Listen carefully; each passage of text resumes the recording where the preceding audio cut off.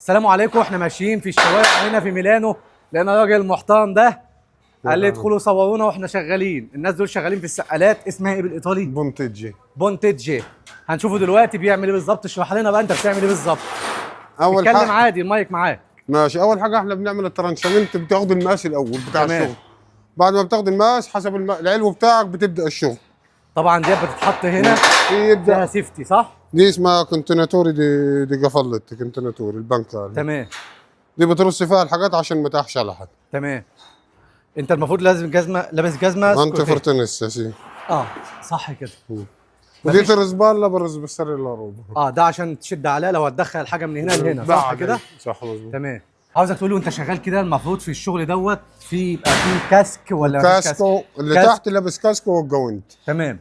واللي فوق لازم الشنطوره واللينيا فيتي والكاسكو اللي هو السيفتي عشان يامن سيفتي. نفسه. اللينيا تمام. فيتي كلها. السقالات دي شايف لازم فتحات كل هنا واسعة. 4 متر هنا تعمل لها انكوراجيو. بتقفلها هنا طبعا لا، قدام ورا بتقفلها عشان الامان. طب انت ليه مش لابس كاسك مثلا؟ عشان انا بزهق.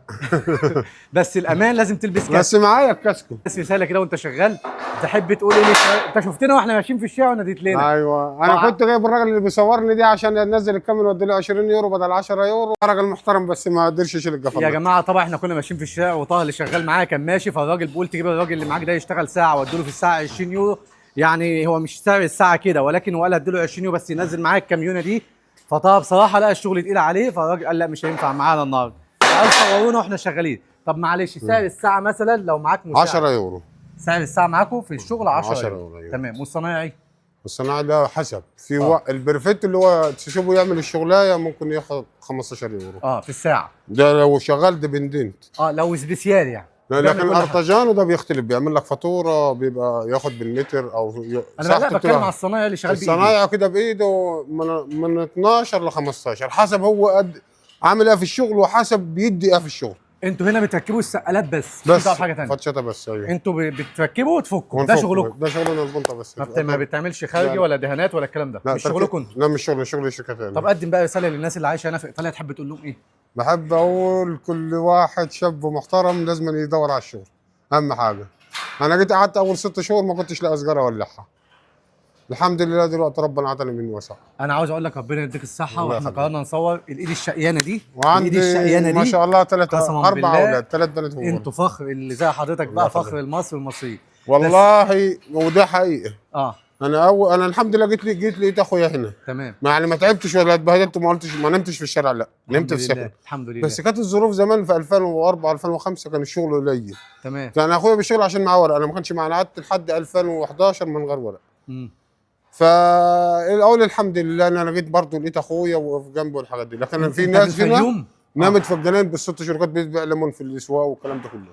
والله. والناس اللي بتجي دلوقتي تحمد ربنا ان ابنكم بيجي شغل تاني يوم يشتغلوا. لكن الاول ما كانش فيه، وموضوع البرمس اللي جوه ده ما كانش موجود الاول.